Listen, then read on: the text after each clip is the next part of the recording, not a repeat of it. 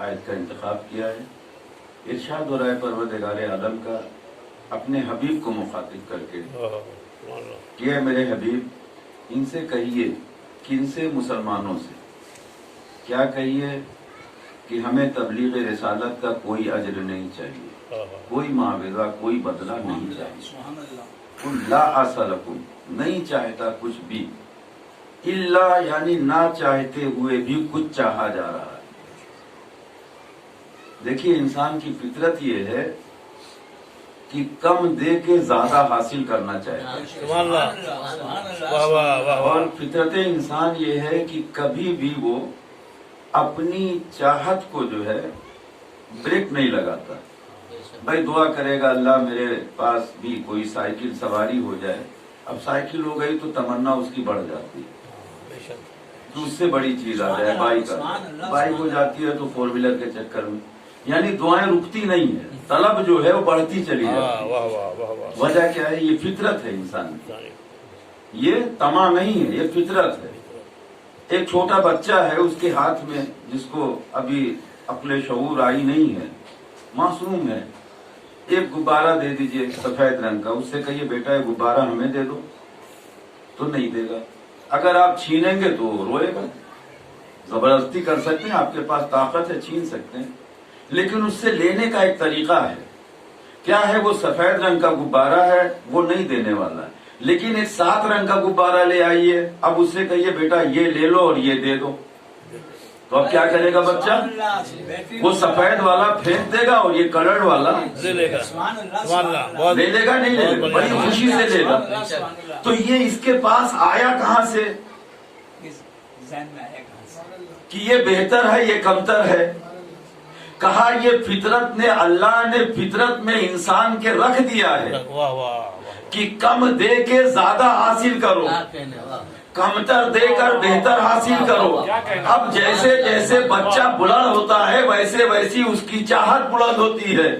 بچہ اور بڑا ہوا 10-12 سال کا تو سائیکل مانگنے لگا، سائیکل آ گئی. جوان ہوا 18-20 سال کا تو بائک کی طلب آ گئی، بائک آ گئی تو اب اور بڑا ہوا، میچور ہوا، فیملی ہوئی تو کار کی طلب آ گئی. اب کار ہے تو اس سے زیادہ اب ایئر کنڈیشنر کار چاہیے. یعنی انسان کی فطرت یہ ہے کہ اچھے سے اچھا ملتا چلا جائے، کبھی وہ اپنی چاہت کو اور طلب کو روکنے والا نہیں ہے یا نہیں؟ بہت خوب. تو اب اللہ تو یہ جانتا ہے انسان کے ذہن کو. تو اب کیا کہا کہ میرے حبیب ان سے کہو کہ میں تبلیغ رسالت کا کچھ اجر نہیں چاہتا، کچھ معاوضہ نہیں چاہتا، کچھ بدلہ نہیں چاہتا. تم مطمئن رہو، نہ ہم تمہارے مال سے کچھ مال لیں گے، نہ تمہارے لباس سے کچھ لباس لیں گے، نہ تمہارے بزنس میں کچھ پرسنٹیج لیں گے. بھائی اللہ تعالیٰ اگر مال مانگنے لگتا تو مسلمان ہم یہی کہتے کہ میرے پاس خود ہی اتنا مال نہیں ہے، کثرت العیال ہے، اتنے رشتہ دار ہیں، ان کو دیکھیں کہ وہاں تھے، ہے یا نہیں؟ تو اللہ کیا کہہ رہا ہے؟ إِلَّا الْمُعَدَّةَ فِي الْقُرْبَى، سوائے اس کے کہ میرے قرابت داروں سے محبت کرو. اس میں تمہارا کوئی خرچ نہیں ہے، جتنا ظرف ہوگا اتنی محبت کرو گے، جتنی محبت کرو گے اتنے درجات بلند ہوں گے. صلوات بھیجیں محمد.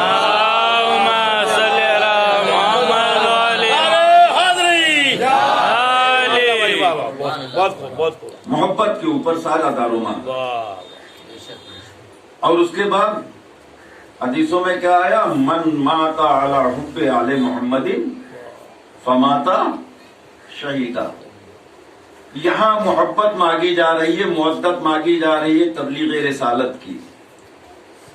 یہ اگر کر دیں گے آپ تو تبلیغ رسالت کی اجرت ادا ہو جائے گی. اور یہاں یہ کہا جا رہا ہے کہ اگر محبت اہل بیت کر کے آپ دنیا سے چلے گئے تو آپ مرے نہیں. بھائی مرتا وہ ہے کہ جو دفن کرنے کے بعد پھر پلٹ کے دیکھا نہیں جاتا، سوچا نہیں جاتا. انسان کس چیز پہ غرور کرتا ہے؟ بھائی زندگی بھر انسان نام کے لیے، شہرت کے لیے، بلندی کے لیے یہی تو کرتا ہے. یہ جتنا دروغ گوئی ہے، غیبت ہے، یہ کیا ہے؟ برائیاں جتنی ہے یہ نام بنانے کے لیے، بڑا نام ہو جائے. اچھا ادھر آنکھ بند ہوئی تو جس نام کے لیے پوری زندگی محنت کی گئی تھی وہ نام اگر بیٹے کا انتقال ہوا ہے تو بھائی بھول جاتا ہے، باپ کا ہوا ہے تو بیٹا بھول جاتا ہے، بھائی کا ہوا ہو تو بھائی بھول جاتا ہے، زوجہ کا ہوا ہو تو شوہر بھول جاتا ہے۔ اب ادھر آنکھ بند ہوئی، روح سے جسم کا رشتہ منقطع ہوا تو اب وہ نام نہیں رہ گیا۔ کوئی نہیں کہتا کہ فلاں صاحب کہاں کی میت، فلاں صاحب کہاں ہے، بلکہ کہا یہ جاتا ہے کہ میت کہاں ہے، نام چلا گیا۔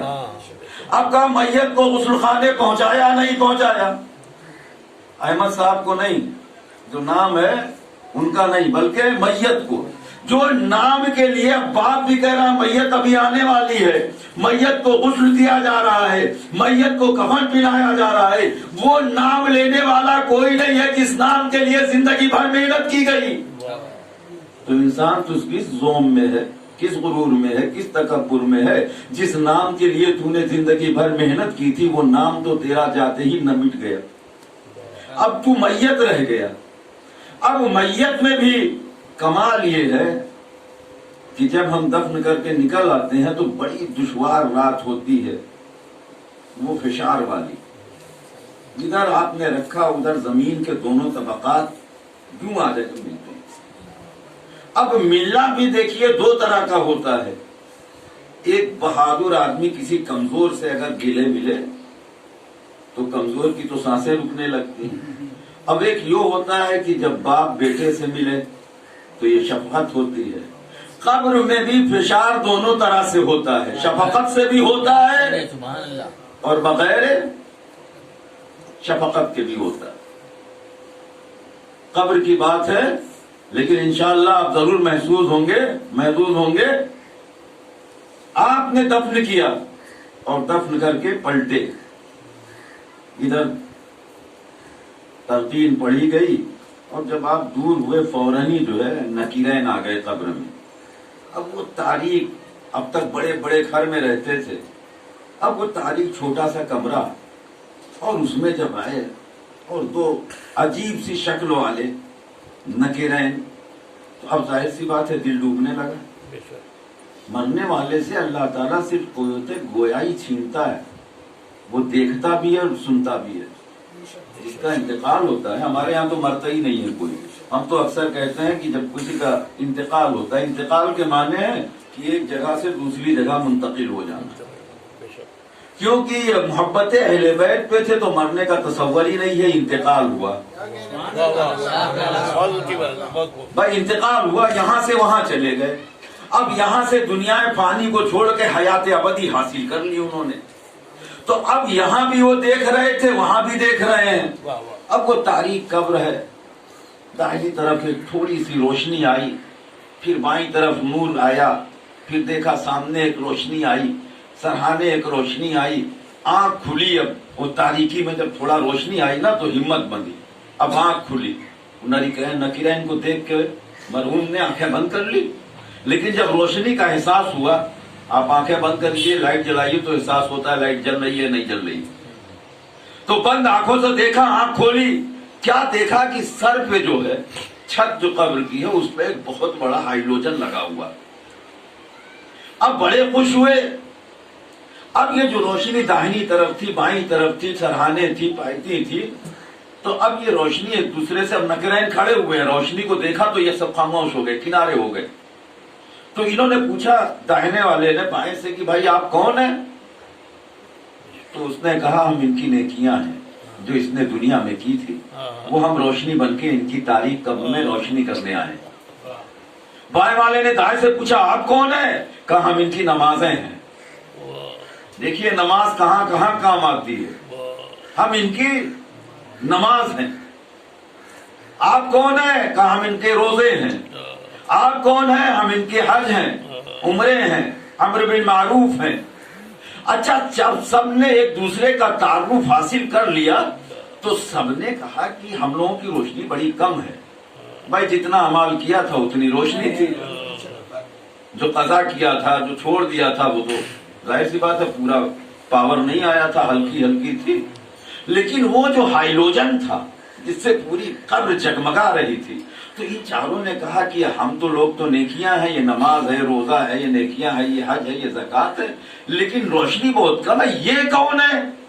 کہا پوچھا جائے، کہا آپ کون ہیں؟ سب سے زیادہ روشنی ہے۔ کہا ہم وہ ہیں کہ اگر ہم نہ ہوتے تو تمہارا وجود نہ ہوتا۔ کہا ہے کون؟ کہا ہم محبت اہل بیت ہیں، بے حب اہل بیت عبادت حرام ہے۔ صلوات پڑھیے